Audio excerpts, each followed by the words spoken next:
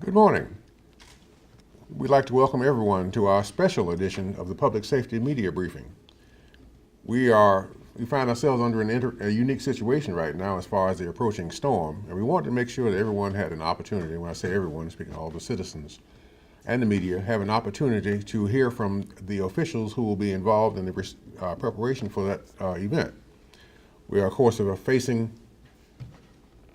a hurricane coming in this direction, which is about the size of Texas, which is pretty significant.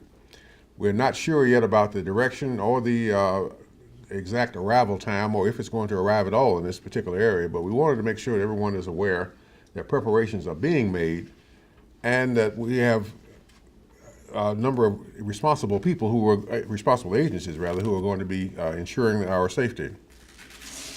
Before I go into it, I want to speak a minute about individual safety. We want to ask everyone who are citizens of Winston-Salem and Forsyth County to do three things. We want everyone to have an emergency supply kit.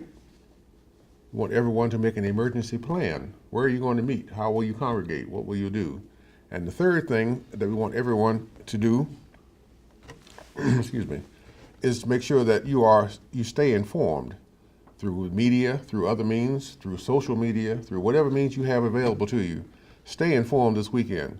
We anticipate the arrival of the storm to be sometime, well, the rain to be sometime Sunday evening, or approximately, and some form of the storm should be in this area early Monday morning. So we want to make sure everybody is prepared and you're not running out at the last minute trying to buy things or make other preparations and when it's too late. Now, by the way, my name is Mel Sadler, and I am the Director of Emergency Management for the City of Winston-Salem and Forsyth County. We're going to hear from several agency representatives this morning. Those agencies being represented here today are the City of Winston-Salem Department of Transportation, the City County Utilities Division or Department, the Forsyth County Emergency Services, Winston-Salem Fire Department, the Winston-Salem Police Department,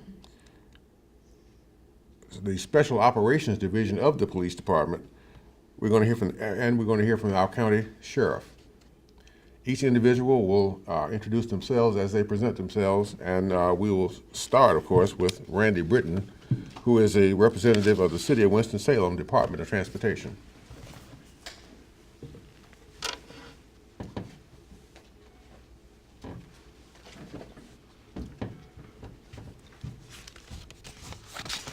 Good morning. My name's Randy Britton. I'm the Assistant Director of Transportation for the City of Winston-Salem. Let me dare say that while I enjoy the opportunity to be here with you today, as you might expect, we're a little anxious in the Department of Transportation because of the impending inclement weather. So, of course, the briefings, the actual connections, the handoffs that we went about conducting yesterday and today were pretty intense. So again, but it was very important that I take time to come and speak to you this morning. To Mr. Sadler's point, staying informed is critical. It's key. So that's why this time here with you today is as important as I stated. A few things I want to just share with you is the prep work that's going on inside the Department of Transportation on the streets of Winston-Salem. The thing that we focus on most in the Department of Transportation is making sure that we maintain the rights of way. The rights of way are those areas that you drive your cars on, but it's also those sidewalks, those pedestrian paths that you travel each and every day. And in order to do that, of course, we've got to have storm systems or stormwater systems in place. And those stormwater systems are in place to move the water off those road surfaces so you can safely travel about. Dare say that we're going to be challenged depending on the amount of rain, the amount of water that we get over the course of the next several days, hours, or weeks. Who knows what we're going to get. But the prep work that we've been doing actually involves making sure that the storm drains, that are those openings that are cut into curbs, those grates that you see in the streets, are free of debris, that are actually clear, and that the water that is actually falling on the streets, that actually rolls off the sidewalks, can flow freely through those openings in the curbs and also through those grates. We do that on a daily basis. We have somewhere in the neighborhood of about 40,567 pipes across the city of Winston-Salem that we actually maintain.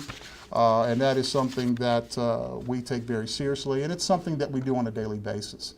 We've intensified our efforts here in the last few days because of the impending inclement weather.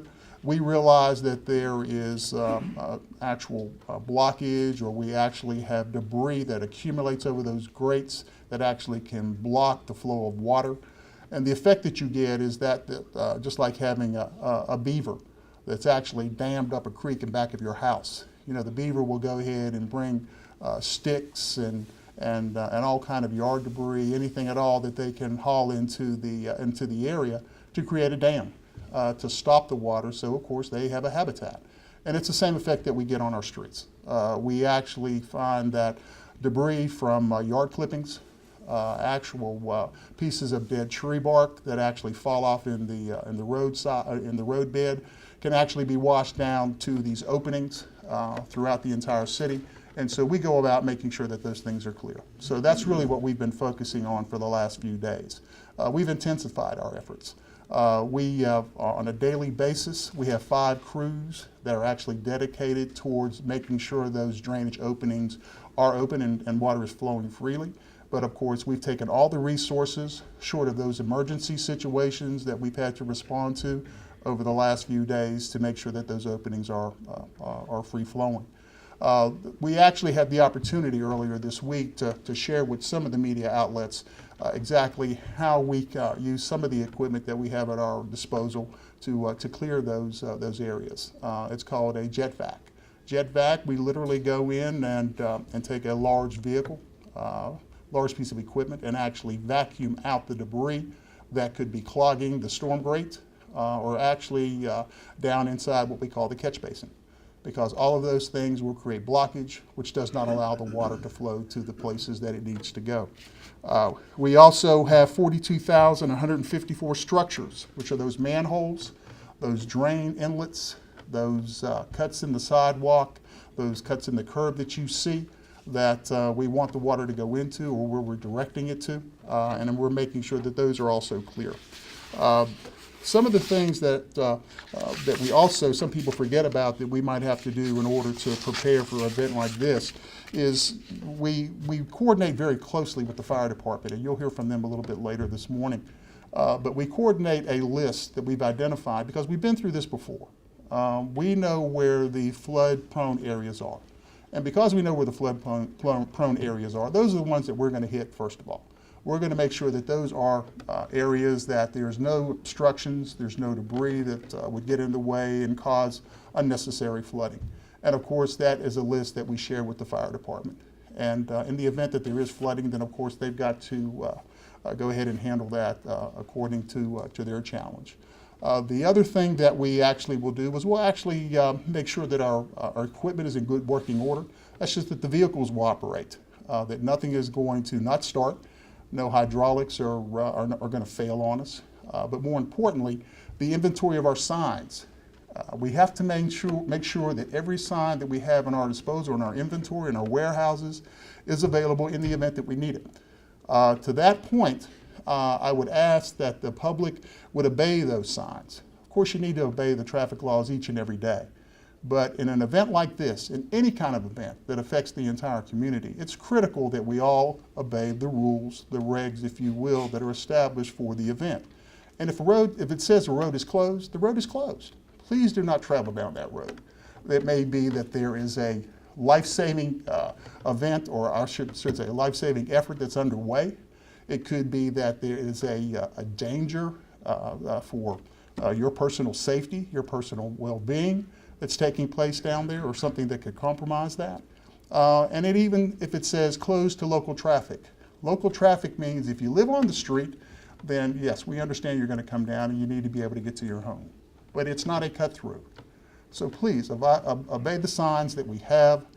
We are going to have detours in the event that we have an event like that. Please follow the detour signs.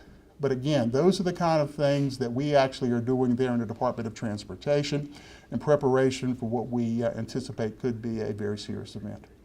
That being said, if I think in terms of what can we do outside of an event like this, when you're outside of the firefight, one of the things that I would have to share with you, and I would be amiss if I didn't, is what causes the blockage that we have to deal with, that we have to be focused on in order to make sure the water is flowing.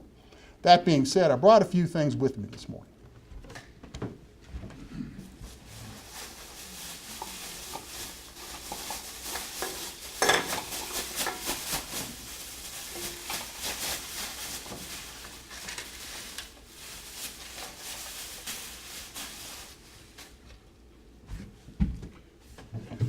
I would like to just point out that this is debris that we see each and every day. This is debris that is placed in the curb line. This is debris that may end up there naturally. As you can see, we've got litter, we've got soft drink cans, we've got styrofoam cups, we've got pieces of tree bark, we've even got pieces of shrub that have been trimmed. There are proper ways to dispose of all of this. The proper way to dispose of it is not in the curb line. When it gets into the curb line, it in turn will block the drains. It will in turn block the grates. And it's when that kind of thing happens, it's just like the effect I talked about earlier with the beaver. We're actually not allowing the water to follow through the storm system that's been created to put it into place to where it's less harmful to the entire community.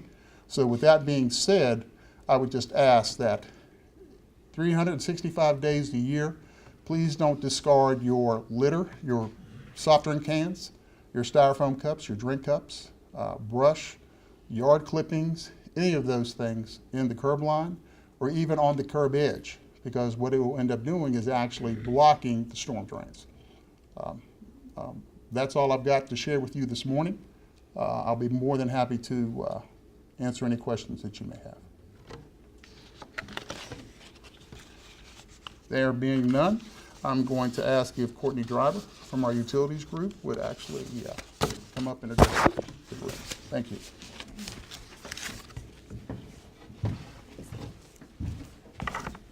Hi, I'm Courtney Driver, Winston-Salem Forsyth County Utilities Director. There is a map of our water system that I believe most of you have. If you have any questions about that, you let me know. We have a very reliable and redundant water system with 3 plants that serve this area. Each plant has backup generators.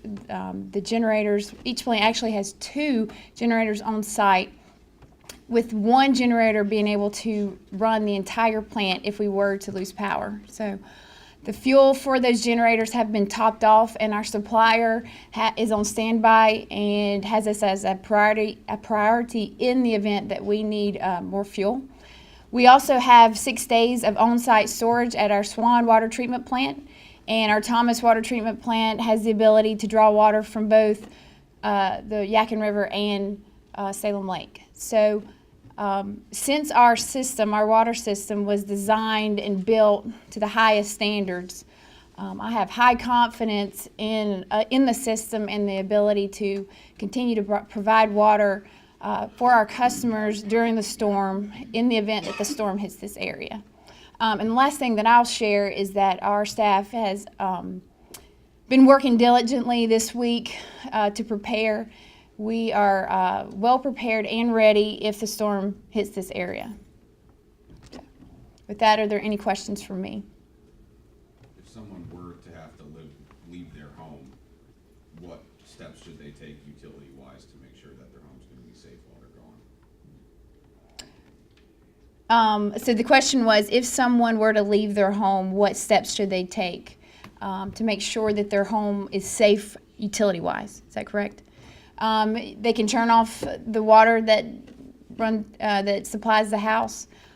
I'm not sure that there's any particular steps that they need to do in this situation for the storm, but I can check on that and just make sure that I'm correct in that statement. But we're not concerned about water coming up in the homes or anything like that. So would you still recommend people going out buying pallets of water bottles Or can they feel or rest easy knowing that they should still have water, good water? The question was, do I recommend that they go out and still buy water bottles? Since I do have confidence in our system, I'm not discouraging anyone from going out and buying bottled water. I think being prepared is always a good thing. Again, I do have high confidence that our water system will be able to weather the storm because it's reliable and the redundancy that was built in to the system.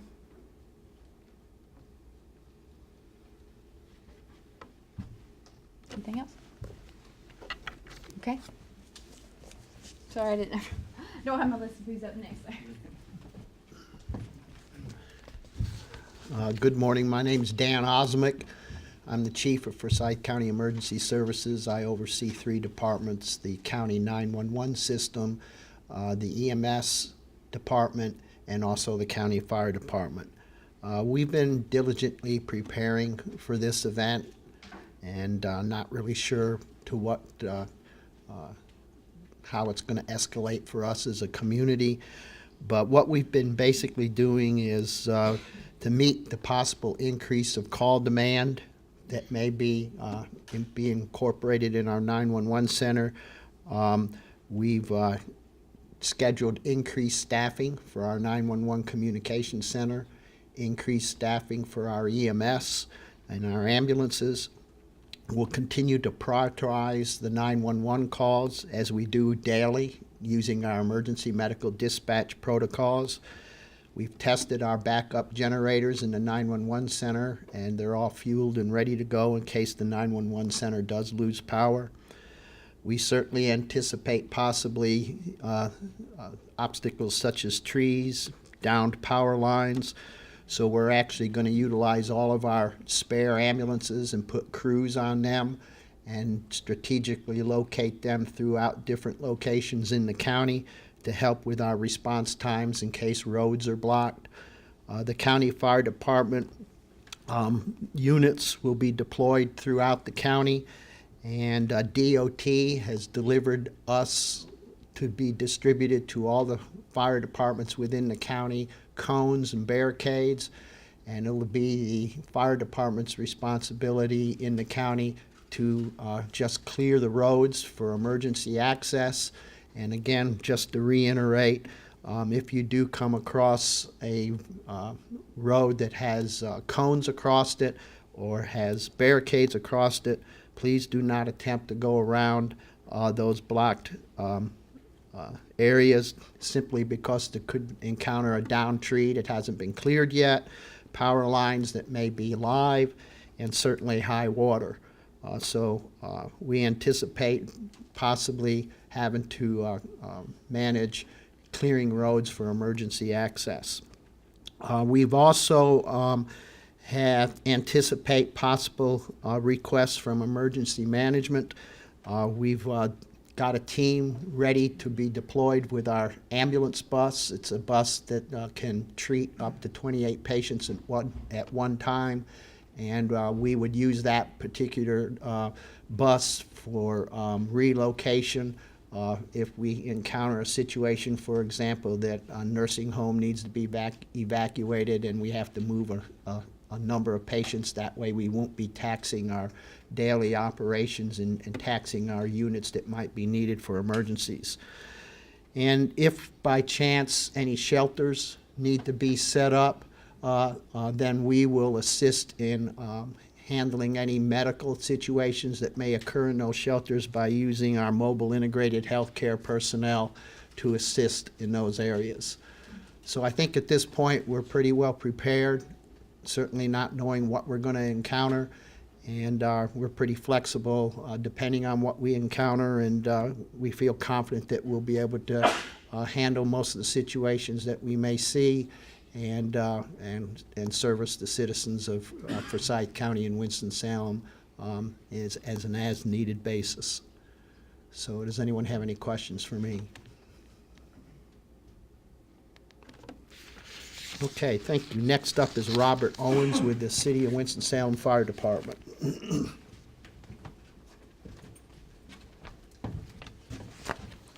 Good morning, Robert Owens, Assistant Fire Chief. Certainly, as other departments, we've been preparing over the last few days for this event. I would strongly encourage people, even though the weather forecast is not set yet, we're several days away from this event actually occurring. Don't become complacent. Please use a reliable source when seeking your weather information. Again, we're several days away from the event. We don't know yet what the exact impact here is going to be. However, we have been preparing based on experience that we have in working with our partners. We've identified areas where we normally experience flooding. We are actively working to go out into those areas over the next few days and provide additional information via door hangers. And also hopefully that the citizens are paying attention to what all the departments are saying and the information that's being provided. And again, I hope they're being diligent about listening to this information. Now is the time to plan. You shouldn't wait.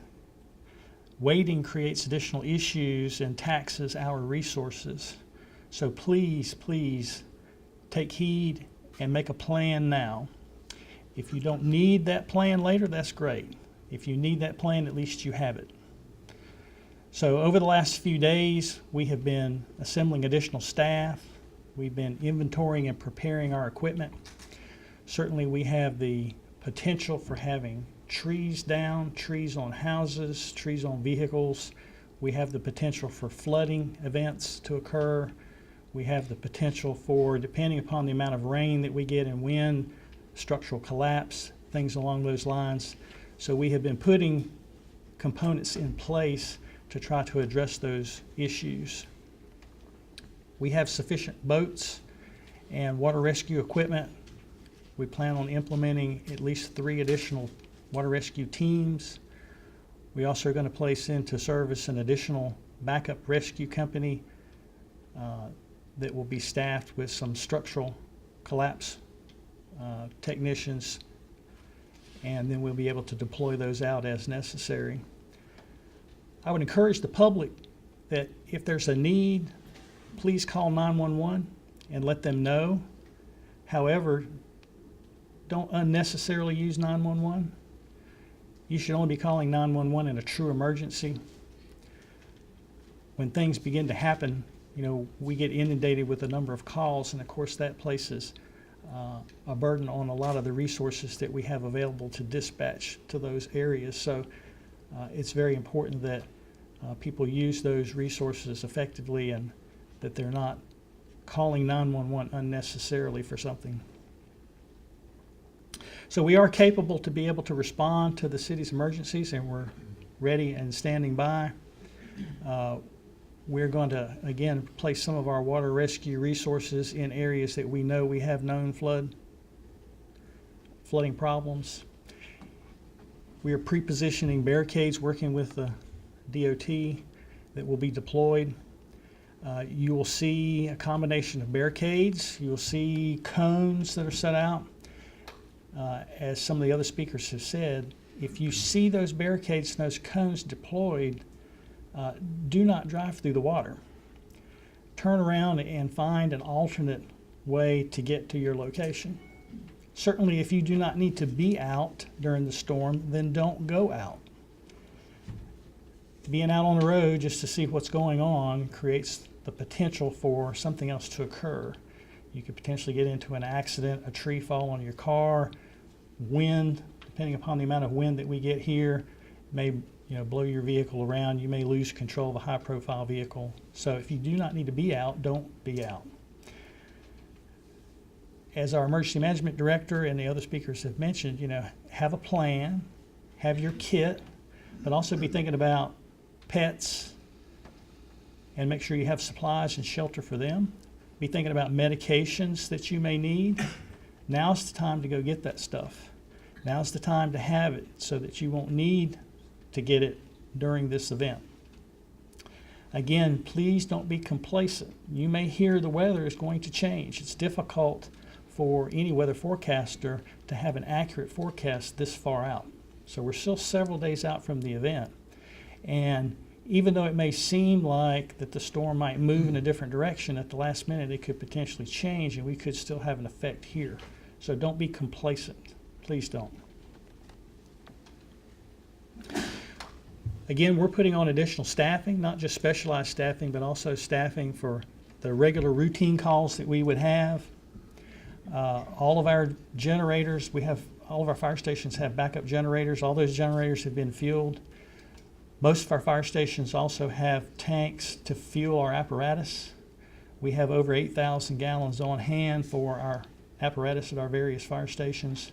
So we are prepared, we are ready.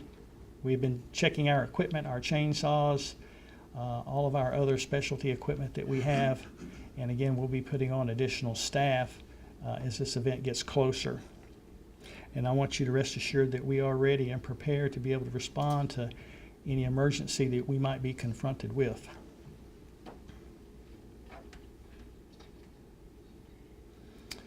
So do you have any questions for me? Mr. Owens? Yes. I've got a couple online viewers who want to know that if the need for shelters should arise, is there a way people can find out, where they would go? Is there a list? How will that information be gotten out? Okay, the question is if shelters are activated, then how would they go about finding out that information? So as I understand, we'll be working with emergency management to get that information out. Perhaps Mel can comment exactly how the information will go out to the public, but typically when shelters are set up, they're usually set up in the schools, the public schools.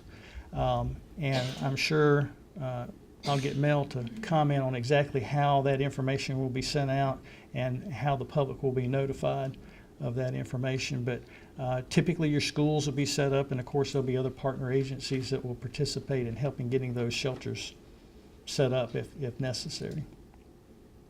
And also, is there a way people can find out the areas that typically flood? So if you haven't been here long or you're not familiar with, or is there a map online of the city that tells those? Certainly, I've seen in the media there's been a map that our DOT folks have, and I'm not sure if it's posted on the city's website. We can get that done to post that on the City of Winston-Salem website.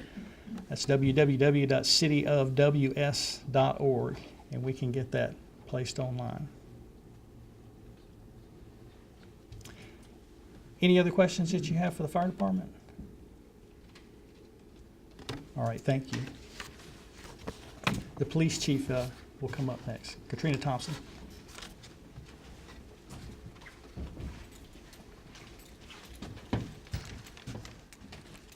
Good morning.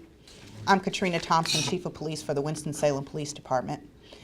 The Winston-Salem Police Department wants you to know that we are working in partnership with our Winston-Salem and Forsyth County partners, as well as our first responders, as well as our city and county work crews, to make sure that we are properly and adequately prepared to keep our citizens safe during the storm. We are closely monitoring the path of the storm and making the necessary adjustments to deal with any issues that may come our way. We want to make sure we're doing everything we possibly can to keep our citizens safe. We also want to make sure that everyone is closely taking responsibility for making sure they keep up with what is going on in the area at all times. At this time, we are asking that you be mindful of water as the storm comes our way on the roadway. As such, I'm going to ask that Lieutenant Vince Riga from our Special Operations Division come forth to share with you roadway safety tips. Lieutenant Riga.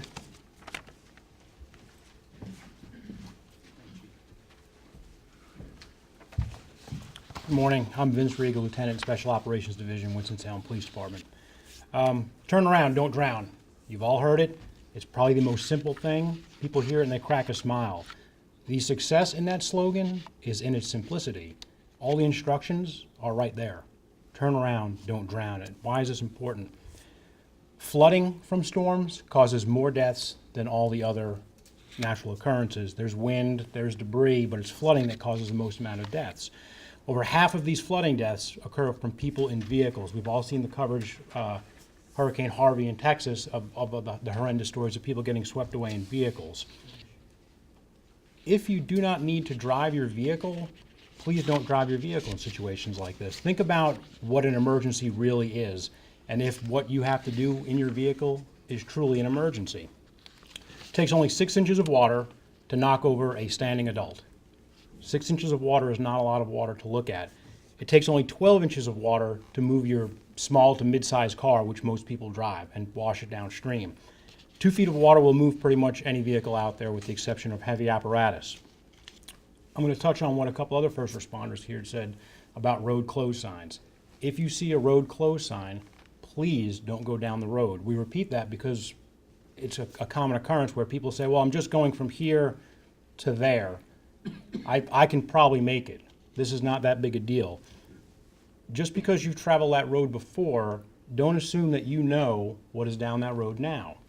If there is water covering that roadway, don't assume, well, I know this roadway is so-and-so, that's only 6 inches of water, because you do not know what is lying beneath that water. You do not know that the roadway has given way. You don't know if there's not live power lines. You simply don't know. Please pay attention to the signs. Turn around and don't drown. And I do want to touch upon, if we do come to a point where rescue operations are necessary, what the Winston-Salem Police Department has in place. We have our large urban rescue vehicle. You've seen it used in our SWAT applications. It weighs 38,000 pounds. It's 14 feet tall. We would not use this necessarily in swiftwater rescue. We would use it as appropriate to assist the fire department with their swiftwater rescue. But this vehicle could be reappropriated to use in standing water. It has the capability to drive up to about 4 feet of water, standing water, should rescue operations be needed, and we can fit roughly 25 to 30 people in the back of the vehicle should they need to be evac'd out in an evacuation procedure. Does anyone have any questions for me? I have a question, I'm not sure who it be, but, you know, we keep reading about or seeing where everybody's watching the cone and seeing that it's moving further to the west. And is there any way to say how much rain it would take for us to get where we're really gonna have, you know, severe flooding? And should people be less concerned if they see that that cone track is going further to the west? Okay, the question is, where's the storm going? Essentially, and when should people get concerned? Not working for NOAA, I don't know that I'm the appropriate person to answer that question. I do think they should watch local media and see what the forecast is and make appropriate judgments there. I might turn it over to someone else who has more weather-related knowledge, but really I don't think I'm the appropriate person to answer that question. Any other questions? This vehicle of yours, is that here at the department, or? It's in the Special Operations Division. It's about 2 miles from here, yes, ma'am. We have 25 or 30 officers within the agency that are able to. The question was, where's the vehicle, the response vehicle? The vehicle is on Polo Road in our Special Operations Division, about 2 miles from here, and we have 25, 30, 35 officers that are certified to operate that vehicle. So there are several on duty at any one time that could just pick up the keys and respond in that vehicle. And will there be extra, I guess, police this weekend, or I guess going into next week? The question would be, will there be additional staffing? I would defer to the chief on that, if there would be.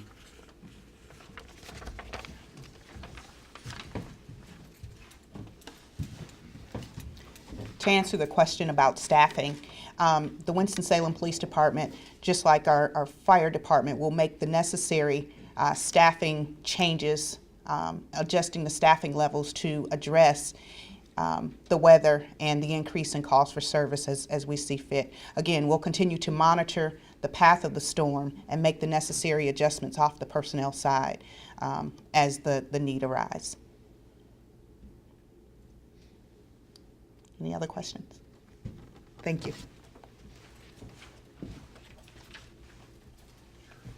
If there's no further questions to me, I'll turn it over to Sheriff Schatzman.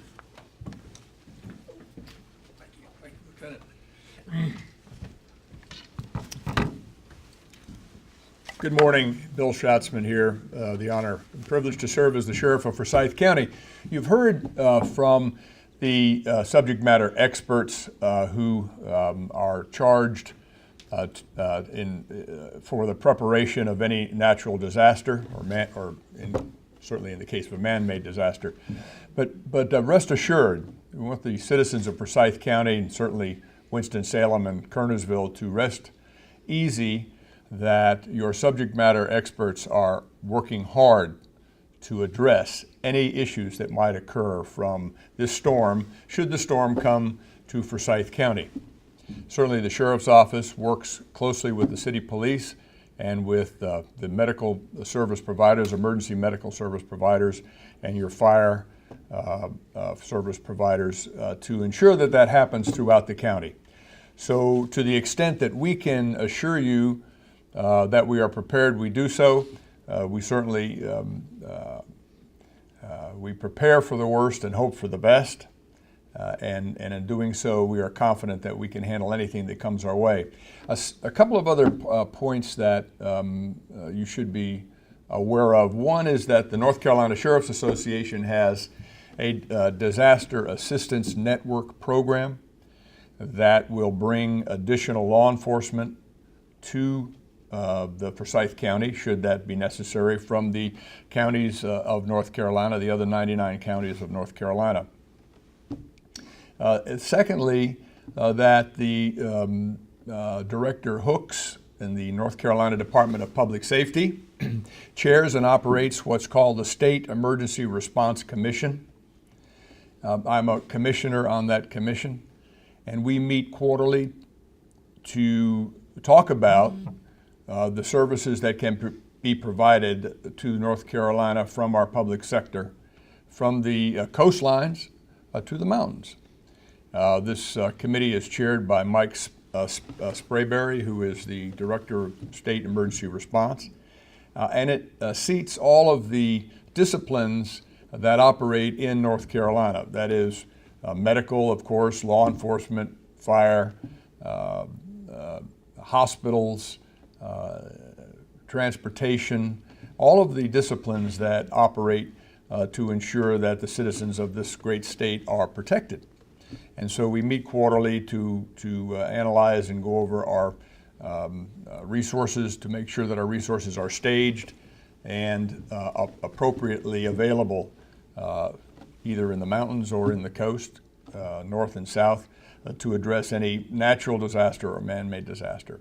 So I would say to the citizens of the county watching and those that will hear this message or these messages, you've heard from the subject matter experts. We are prepared. We prepare for the worst and hope for the best. I'll take any questions that you might have. Thank you very much. Mr. Sadler, coming back up.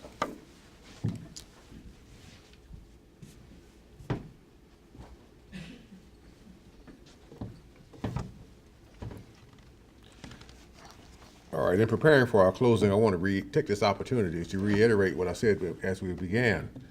We want to ask everyone to do three things. We want to ask everyone to prepare an emergency kit, we want everyone to prepare an emergency plan, and everyone to stay informed. This is a part of our effort for the citizens to be informed by bringing this information to you today. If a need arises, we'll have further media briefings, and we'll make sure that everyone is informed as much as possible, but we're asking everyone to exercise your own individual responsibility and make sure that you stay informed also. Before we close out, we're going to do two things. Number one, I think Courtney Driver wants to add an amendment to her answer from a few minutes ago in respect to evacuation of your homes and what you should do before you leave. Yeah, I just wanted to follow up. There was a question earlier about what to do, if anything, to your utilities if you were to have to evacuate your home. There is not really anything that you need to do. Obviously, safety first. You need to evacuate your house if you need to.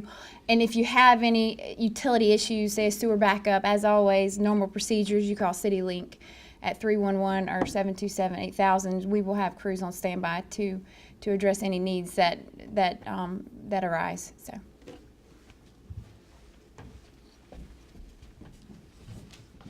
Thank you, Courtney. Now, are there any further questions for any of our speakers for today?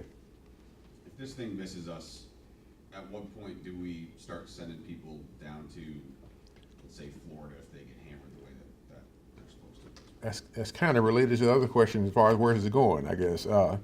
I can say, and I can't speak on behalf of management, but I can say the question, of course, was if we I guess, find that we're in the clear, at what point will we send reinforcements to another areas? And what's the extent of those enforcements? We've got a number of agencies who are able to provide resources for impacted areas. They come from law enforcement, they come from fire, they come from public works, primarily, and other agencies as we need it. As soon as we know that we are in the clear, then we'll be able to commit those resources to another area for mutual aid basis. One thing I do want to mention that we haven't talked about today, there's a second storm on the way behind this one, Jose. We again don't know what the path is going to be for that storm, but we'll have to kind of weigh our options in terms of whether we may be impacted by Jose or not before we release anybody for our mutual aid response to a different area. Are there any other questions for any of the speakers? Not seeing no further questions, I hope everyone today has gained some insight into the preparation and the efforts that are being made within the city and the county of Winston-Salem and Forsyth County in terms of making sure that we are as prepared as we can possibly be, and we have taken every measure that we possibly can in preparation for the arrival of this storm. We thank everyone for coming today and joining us for our special edition of the Public Safety Media Briefing.